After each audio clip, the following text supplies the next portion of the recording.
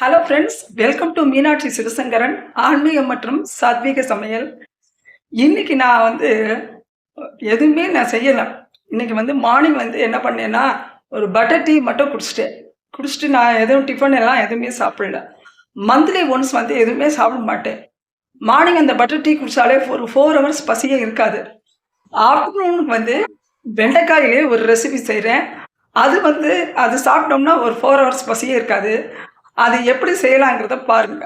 வெண்டைக்காய் வறுவல் எல்லாரும் செஞ்சிருக்க மாட்டாங்க. மோஸ்ட்லி எல்லாரும் செஞ்சிருக்க மாட்டாங்க. நான் செஞ்சு காமிக்கிறேன் பாருங்க.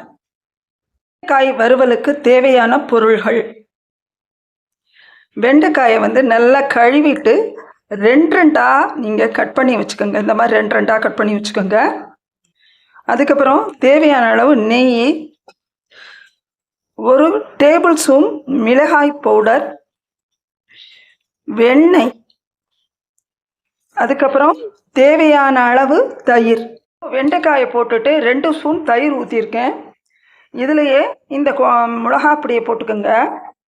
போட்டுட்டு நல்லா 1 ஸ்பூன் அளவுக்கு உப்பு போட்டு நல்லா இதை நல்லா பிசறிக்கணும். உள்ளேலாம் வர மாதிரி நல்லா பிசறிக்கங்க. வெண்டைக்காயை நல்லா பிசறி வச்சாச்சு. இப்போ எல்லாம் ரெடி ஆயிடுச்சு. அடுப்பில் நெய் ஊற்றிக்கணும். வந்துருச்சு. இப்போ ஒவ்வொரு வெண்டைக்காயாக போடணும்.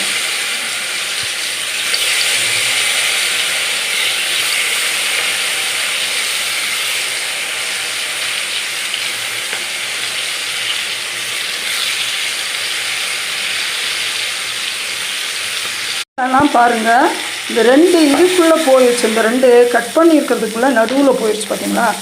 இப்போ இந்த மசாலாலாம் இந்த 2 வெண்டைக்காயை கீர்னதுக்கு நடுவில் போயிடுச்சு எல்லாமே. ஸ்பூன் வெண்ணெய் போட்டுடணும். அதில்